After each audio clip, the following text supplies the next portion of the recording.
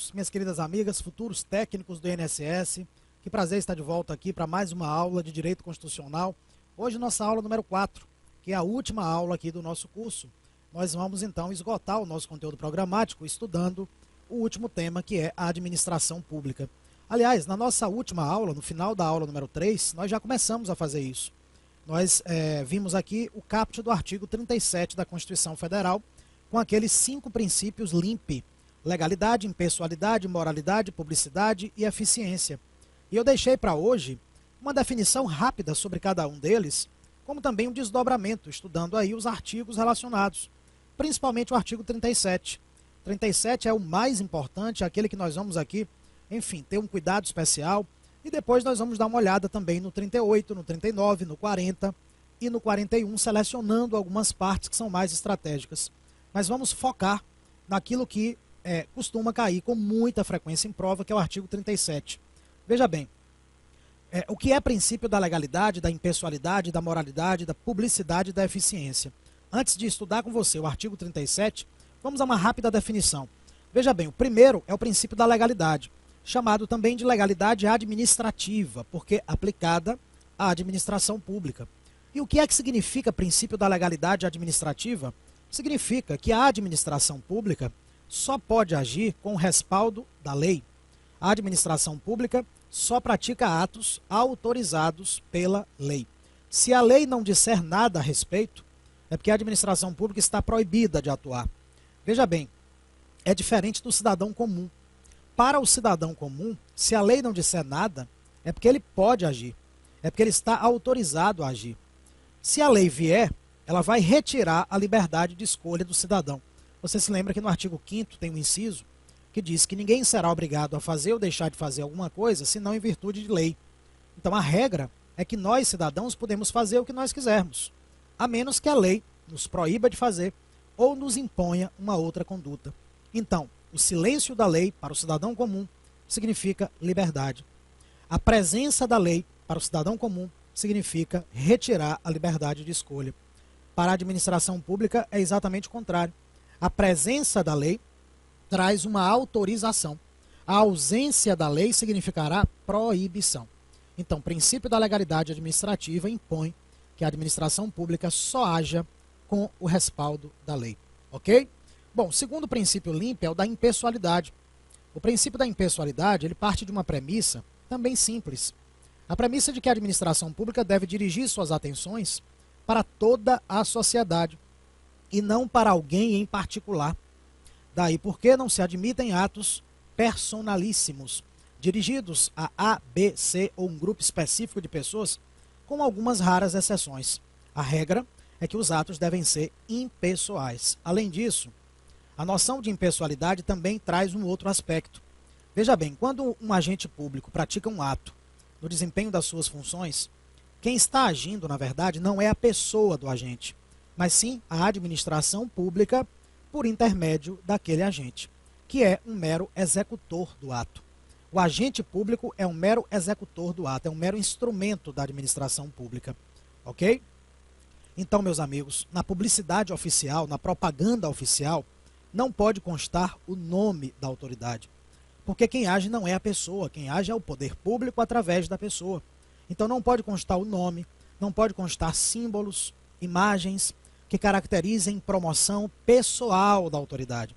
Não é razoável que a autoridade que age como um mero executor capitalize para si pessoalmente benefícios a partir de algo que faz na qualidade de agente público.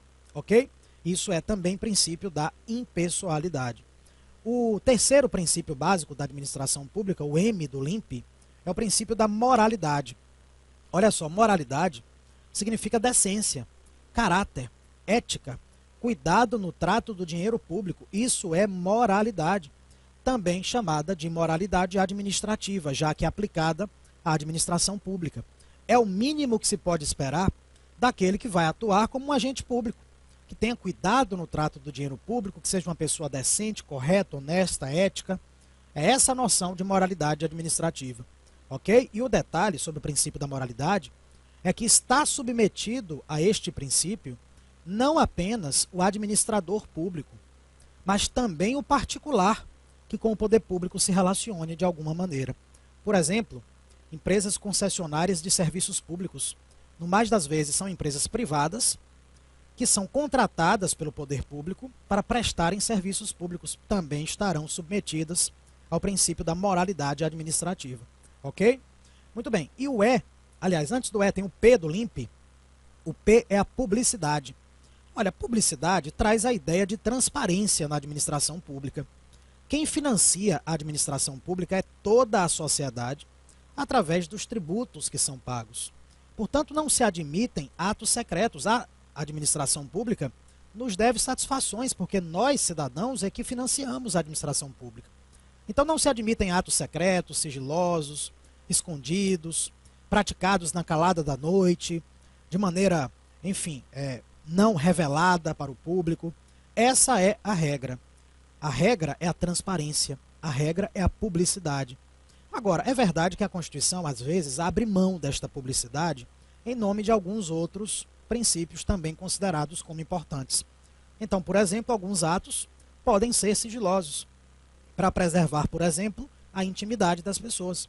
O direito de intimidade é um direito fundamental que também precisa ser protegido. Então, em certos casos, a publicidade é diminuída para a preservação da intimidade, mas isso é exceção. A regra é a transparência, a regra é a publicidade, a regra é o acesso livre aos cidadãos em relação àquilo que se passa no poder público. Ok? É exatamente por conta desse princípio da publicidade que existe o instrumento do Diário Oficial. O Diário Oficial, ele visa exatamente dar publicidade àquilo que se passa no âmbito da administração pública. Ok? Bom, e o último princípio LIMP, princípio básico da administração pública, é o princípio da eficiência. Olha, esse princípio da eficiência, eu até cheguei a falar isso com você na aula passada, ele veio em 1998, portanto 10 anos depois dos outros, que já estavam aí no início da Constituição, que foi em 88, ele veio pela emenda constitucional 19, na época, 10 anos depois, em 98, para combater aquele estereótipo da administração pública como sendo sempre lenta, arcaica, atrasada, antiga, aquela que não acompanha as novas práticas, as novas tendências. O princípio da eficiência, ele veio para impor à administração pública uma atuação rápida, célere, ágil, moderna, porque só assim a administração pública efetivamente atenderá o interesse do cidadão. A verdade, meus amigos, minhas amigas, e é importante você saber disso, porque em breve você estará atuando como servidor público, portanto, no âmbito da administração pública, a verdade é que de nada vale uma atuação legal, impessoal, moral e pública, se não for uma atuação eficiente. Os 4 primeiros princípios são muito importantes, mas não são suficientes. Nos dias atuais, com a velocidade com que as relações sociais são travadas, com as novas tecnologias e assim por diante, é preciso que a administração pública não fique para trás. É preciso que ela haja sempre de maneira eficiente, rápida, moderna, ágil, de modo a efetivamente atender o interesse do cidadão. Ok? Muito bem, então são esses os 5 princípios básicos da administração pública. Evidentemente não são os únicos. Existem outros princípios que também regem a administração pública, embora não estejam explícitos na Constituição Federal. Às vezes eles estão implícitos ou explícitos na lei comum, não na Constituição. Então, para nós aqui do direito constitucional, o que interessa são esses 5 princípios básicos da administração pública, que são apresentados aqui logo pelo início do artigo 37. Olha aqui comigo. A administração pública, direta e indireta, de qualquer dos poderes da União, dos Estados, do Distrito Federal e dos municípios, obedecerá aos princípios de legalidade, impessoalidade, moralidade, publicidade e eficiência. E também ao seguinte, aí nós vamos ter, na sequência, um desdobramento dos 5 princípios. Olha só o inciso 1º. Os cargos, empregos e funções públicas são acessíveis aos brasileiros que preencham os requisitos estabelecidos em lei, assim como aos estrangeiros na forma da lei. Olha, aqui nós temos um clássico de prova. Um clássico, isso é sempre perguntado nas provas de concurso. Estrangeiro pode ou não pode ocupar cargo público? A resposta está muito clara aqui. Pode ocupar cargo público na forma da lei. Os cargos públicos podem ser ocupados por brasileiros, sejam natos ou naturalizados, e também por estrangeiros na forma da lei. E aí a lei vai dizer em quais situações específicas, não é isso? Agora, Você se lembra que nós estudamos lá no assunto nacionalidade que existem certos cargos que são privativos de brasileiros natos. Então, esses cargos, evidentemente, o naturalizado não vai poder ocupar e muito menos o estrangeiro, ok? Mas, de modo geral, o naturalizado também pode. E a lei vai dizer em quais situações o estrangeiro também poderá ocupar cargo público. Tá certo? Muito bem. Agora, olha aqui o inciso 2º. Esse inciso 2º, ele traz o princípio constitucional do concurso público. Aliás, é por conta desse inciso 2º que você está me assistindo agora. Se esse inciso 2º não existisse, você não estaria me assistindo agora, você não estaria se preparando para concurso público. Ele estabelece a regra de ingresso no serviço público exatamente através de concurso público. Olha aqui. A investidura em cargo ou emprego público depende de aprovação prévia em concurso público, de provas ou de provas e títulos, de acordo com a natureza e a complexidade do cargo ou emprego, na forma prevista em lei, ressalvadas as nomeações para cargo em comissão, declarado em lei de livre nomeação e exoneração. Meus amigos, minhas amigas, a regra é que você se torna um servidor público fazendo concurso público. É por isso que você agora está se preparando para fazer o seu concurso público do INSS. Esse concurso público, está dito aqui, ele pode ser de provas, que é o mais comum, ou de provas e títulos. Alguns concursos serão de provas e títulos. São aqueles concursos onde, além da aplicação da prova de conhecimento, serão analisadas também qualificações anteriores do candidato, que são os títulos. Por exemplo, o concurso para juiz. Necessariamente ele é de provas e títulos, diz a Constituição em outro momento que não nos interessa. Ok? Agora, essa regra de ingresso através de concurso público tem exceção. Existe a possibilidade de você ingressar no serviço público sem fazer concurso. Isso é exceção, mas pode. Uma das exceções está aqui mesmo, no próprio inciso 2º, no final. Olha só, está dito aqui, ó, ressalvadas as nomeações para cargo em comissão, declarado em lei de livre nomeação e exoneração. Então, veja bem, os cargos em comissão, eles são de livre nomeação e livre exoneração pela autoridade.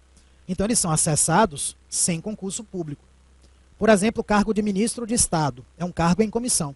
Diz a Constituição que compete privativamente ao presidente da República nomear e exonerar os ministros de Estado. O presidente escolhe para ser ministro quem quiser.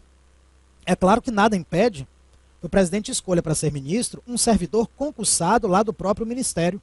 Nada impede, mas não é obrigado a fazer dessa maneira. Pode escolher alguém que não seja um servidor público concursado. A grande característica dos cargos em comissão é essa. Podem ser ocupados por quem é de dentro da administração pública, um servidor efetivo de carreira concursado, mas também podem ser ocupados por quem é de fora da administração pública. Essa é a grande característica dos cargos em comissão. Eles são de livre nomeação e livre exoneração. Portanto, a mesma caneta que nomeia pode exonerar na hora que quiser. Aquele que ocupa cargo em comissão, evidentemente, não tem a garantia da estabilidade. Ok? Muito bem. Seguindo aqui, ainda sobre o concurso, olha o inciso 3º. O prazo de validade do concurso público será de até 2 anos, prorrogável uma vez por igual período. Olha só, prazo de validade do concurso público, no máximo 2 anos. O edital vai fixar esse prazo, pode ser menor que 2 anos. E seja lá qual for o prazo, até 2 anos, o concurso é prorrogável uma vez pelo mesmo período fixado no edital. Então, se o edital fixou o prazo de 1 ano, a prorrogação pode ser por mais 1 ano, e assim por diante. Agora, essa prorrogação não é obrigatória, não. Pode ou não acontecer a prorrogação pelo mesmo período fixado no edital. Ok? Agora, olha aqui o inciso 4º. Durante o prazo improrrogável previsto no edital de convocação, aquele aprovado em concurso público de provas ou de provas e títulos será convocado com prioridade sobre novos concursados para assumir cargo ou emprego na carreira. Olha, esse inciso 4º ele tem que ser interpretado com cuidado. Às vezes ele é mal compreendido. Veja, ele não impede que a administração pública faça um novo concurso ainda na validade do concurso anterior. Em tese, é possível que se faça um novo concurso ainda na validade do anterior. Agora, na hora de convocar, terão prioridade os aprovados do concurso mais antigo ainda válido, frente aos novos aprovados. Ok? Então, fazer o novo concurso não tem problema, a Constituição não proíbe. Agora, na hora de convocar, aqueles que estão aprovados no concurso anterior, que ainda não foram convocados, eles serão convocados com prioridade frente aos novos aprovados do novo concurso. Ok? E, aliás, a propósito disso, vale aqui relembrar a jurisprudência atual dos tribunais superiores e do Supremo Tribunal Federal sobre o concurso público. Durante muito tempo, meus amigos, aqueles que eram aprovados em concurso público, mesmo dentro do número de vagas, não tinham a garantia de que seriam nomeados, porque a jurisprudência indicava que o aprovado no concurso tinha mera expectativa de direito de ser nomeado. E aí o que acontecia muitas vezes? A administração pública lançava o concurso, divulgando uma certa quantidade de vagas, só que aí o prazo desse concurso expirava e ninguém era convocado. Resultado, as pessoas iam para a justiça e o judiciário dizia, olha, é isso mesmo, a administração pública não é obrigada a convocar, não. Felizmente isso mudou. De uns anos para cá, os tribunais superiores e também o Supremo Tribunal Federal pacificou o entendimento de que aquele que está aprovado dentro do número de vagas tem o direito de exigir a sua nomeação dentro do prazo de validade do concurso. Agora veja bem, dentro do prazo de validade do concurso, a administração pública pode escolher o melhor momento para a nomeação, mas ela não pode deixar de nomear, salvo em situações raríssimas, excepcionalíssimas, que justifiquem soluções diferenciadas para a preservação do interesse público. Mas a regra é essa que eu estou te falando. Está aprovado dentro do número de vagas, tem o direito de ser nomeado em algum momento dentro do prazo de validade do concurso. Agora, está aprovado fora do número de vagas, você não tem esse direito em princípio. Em princípio, você pode ou não ser nomeado. Em princípio, você não pode exigir a sua nomeação. Agora, depende também do caso concreto. O caso concreto pode mudar isso. Há casos em que fica evidente o intuito da administração pública de burlar o concurso público, e aí, nesse caso, mesmo quem está fora do número de vagas pode vir a ter o direito de ser convocado. Imagine, por exemplo, que você está aprovado fora do número de vagas, o poder público não lhe convoca, o concurso expira, só que o poder público terceirizou para a mesma função que você desempenharia se fosse convocado. Ora, se o poder público terceirizou, é porque ficou evidente que ele precisava daquela mão de obra. Então, burla ao concurso público. Você pode entrar na justiça contra esse episódio. Então, cada caso é um caso, ok? Vamos lá, vamos adiante. Olha aqui o inciso 5º. As funções de confiança exercidas exclusivamente por servidores ocupantes de cargo efetivo e os cargos em comissão a serem preenchidos por servidores de carreira, nos casos, condições e percentuais mínimos previstos em lei, destinam-se apenas às atribuições de direção, chefia e assessoramento. Veja que aqui nós temos duas situações diferentes. Funções de confiança e cargos em comissão. Veja bem, qual é a diferença? O cargo em comissão, eu falei para você agora há pouco, é aquele de livre nomeação e livre exoneração, que pode ser ocupado por qualquer pessoa, seja ou não um servidor público de carreira. Ok? Já as funções de confiança, olha o detalhe, são exclusivas daquele que for servidor de carreira efetivo, concursado. Só o servidor de carreira efetivo concursado é que pode exercer uma função de confiança, ok? Cargo em comissão pode ser exercido por quem é concursado ou por quem não é concursado. É a grande característica do cargo em comissão. Agora, veja bem, os dois têm algo em comum. Tanto as funções de confiança, que são exclusivas para os concursados efetivos de carreira, quanto os cargos em comissão, que podem ser exercidos por quem é de dentro ou de fora da administração pública. Os dois destinam-se exclusivamente a atribuições de direção, chefia e assessoramento. Isso está dito aqui no final, olha só. As funções de confiança, exercidas exclusivamente por servidores ocupantes de cargo efetivo, e os cargos em comissão a serem preenchidos por servidores de carreira nos casos, condições e percentuais mínimos previstos em lei. Olha aqui o que é que eles têm em comum. Destinam-se apenas às atribuições de direção, chefia e assessoramento. Essa é a característica comum aos dois cargos. Agora, vamos ter cuidado com um detalhe. Eu disse para você que os cargos em comissão são de livre nomeação e livre exoneração, podem ser exercidos por qualquer pessoa, seja de dentro ou de fora da administração pública. Agora, o que às vezes acontece, meus amigos, minhas amigas, é que surge uma lei exigindo um certo percentual mínimo entre os cargos em comissão para que sejam preenchidos somente por quem for de carreira. Então é possível que aí no seu estado, por exemplo, exista uma lei dizendo que 30% dos cargos em comissão da administração pública estadual precisarão ser preenchidos por servidores de carreira.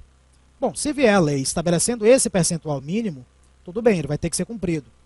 Se não vier essa lei, que é o mais comum, todos os cargos em comissão serão de livre nomeação e livre exoneração. Nós vamos cair na regra geral, qualquer um pode ser exercido por quem é de dentro ou por quem é de fora da administração pública, ok? Compreendido aí? Beleza, agora, seguindo aqui, temos o inciso 6º. É garantido ao servidor público civil o direito à livre associação sindical. Olha só, servidor público civil, quem é que ficou de fora aqui? O militar. Então, o servidor público civil pode livremente se organizar em sindicatos. O militar não. O militar está proibido de se organizar em sindicatos, isso está expresso, inclusive, em outro momento da Constituição, ok? Seguindo aqui, ó, temos o inciso 7º, que trata do direito de greve. O direito de greve será exercido nos termos e nos limites definidos em lei específica. Olha, esse direito de greve que está aí, é claro que é o direito de greve do setor público e não da iniciativa privada. Como é que nós podemos saber disso? É que nós estamos analisando aqui o artigo que trata da administração pública e não da iniciativa privada. Então, esse direito de greve só pode ser o do servidor público. E ele vai ser exercido, olha só o que está dito aqui, nos termos e nos limites definidos em lei específica. O grande problema é que essa lei aí ainda não existe, ainda não veio. Ainda não existe a lei que tem que vir para tratar do direito de greve do servidor público, explicando como é que ele vai ser exercido. Enquanto essa lei não vem, o STF ele entende que deve ser usada na situação a lei que trata da greve do setor privado, porque essa já existe. Então o STF diz o seguinte, olha, vamos usar de empréstimo, por analogia, a lei que trata da greve do setor privado para reger a greve do setor público, provisoriamente. É esse o entendimento do Supremo Tribunal Federal, por enquanto não vem a lei específica da greve do setor público. Ok? Olha aqui o inciso 8º. A lei reservará percentual dos cargos e empregos públicos para as pessoas portadoras de deficiência e definirá os critérios de sua admissão. Olha só, pessoas portadoras de deficiência, naturalmente, tem uma desvantagem, digamos assim, para efeito de alcançar uma vaga no mercado de trabalho. Tem uma maior dificuldade, melhor dizendo. Então, para compensar essa maior dificuldade em se colocar no mercado de trabalho, a Constituição aqui estimula que a lei reserve vagas para portadores de deficiência. E, aliás, você sabe que a maioria dos concursos públicos, inclusive o seu concurso do INSS, terá vagas reservadas para portadores de deficiência. É uma desigualação dos desiguais. Quer dizer, é uma consagração do princípio da igualdade material. O princípio da igualdade, lembre, ele não proíbe qualquer tipo de discriminação. O que ele proíbe é que sejam discriminadas as pessoas que estiverem na mesma situação. Acontece que, para efeito de alcançarem uma vaga no mercado de trabalho, os portadores de deficiência não estão na mesma situação que as demais pessoas. Portanto, admite-se um tratamento diferenciado com a reserva de vagas. É isso que está dito aqui. Ok? Muito bem. Inciso 9º. A lei estabelecerá os casos de contratação por tempo determinado para atender a necessidade temporária de excepcional interesse público. Olha aqui, nós temos uma exceção ao princípio do concurso público. Aqui nós temos uma brecha para que a administração pública contrate pessoas sem fazer concurso, agora, por tempo determinado, em situações de excepcional interesse público. Veja bem, existem casos em que alguma coisa de muito grave, de muito repentino acontece e que impõe uma contratação rápida pela administração pública, e aí não vai dar tempo esperar o concurso ser feito. Digamos, por exemplo, uma situação de calamidade natural de grandes proporções. Um furacão, um tsunami, um terremoto, algo do tipo. De maneira que o poder público precise rapidamente contratar médicos para atender as pessoas atingidas. Se for esperar o concurso ser realizado, vai morrer muita gente, o interesse público não estará sendo preservado. É nesse tipo de situação de excepcional interesse público que o inciso 9º abre a brecha para que a administração pública contrate diretamente, sem concurso, por tempo determinado, para atender a esta necessidade temporária de excepcional interesse público. Ok? Agora, As hipóteses concretas em que isso poderá acontecer não estão na Constituição. Olha aqui, estão na lei. Cabe à lei estabelecer os casos de contratação por tempo determinado para atender a necessidade temporária de excepcional interesse público. Infelizmente, esse inciso às vezes é usado indevidamente para burlar a regra do concurso público. Às vezes ele é usado para fundamentar contratações que não são assim tão urgentes, tão emergenciais. Contratações que deveriam ser precedidas de concurso público. Mas, enfim, o que acontece na prática não interessa para o seu concurso. Interessa o que a Constituição diz. E aqui nós temos mais uma exceção ao princípio do concurso público, ok? Agora, veja bem, quanto ganha o servidor público? O valor recebido pelo servidor público, ele é estabelecido onde? Ele é estabelecido por lei. É isso que está aqui no próximo inciso. Olha o inciso 10º.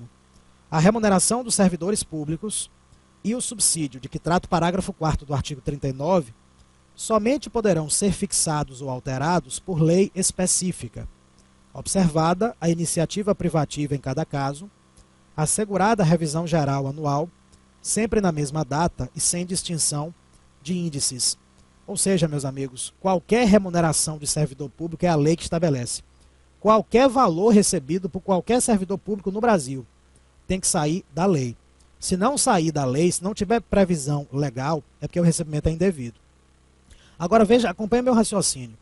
Se o valor recebido pelo servidor público é estabelecido por lei, então é porque a informação é pública, não é secreta. Porque a lei, ela só entrou em vigor um dia porque ela foi publicada no Diário Oficial. Então presume-se o seu conhecimento por parte da população, porque ela foi publicada. Ora, se a informação está prevista em uma lei que é de conhecimento público, então é porque a informação é pública. Com isso, o que eu quero dizer para você é que não deve haver qualquer constrangimento por parte de qualquer servidor público em dizer quanto ganha, já que a informação não é sigilosa, ao contrário, a informação é pública. Ok? Agora veja bem, a lei que estabelece a remuneração do servidor público, ela pode estabelecer o valor que ela bem quiser? Ou ela está sujeita a limites? Sem dúvida alguma ela está sujeita a limites. A Constituição amarra alguns limites, porque senão a lei muitas vezes colocaria valores desproporcionais. Os limites estão aqui na sequência, mas vamos fazer nosso primeiro intervalo e eu volto daqui a pouco explicando para você quais são esses limites. Até já.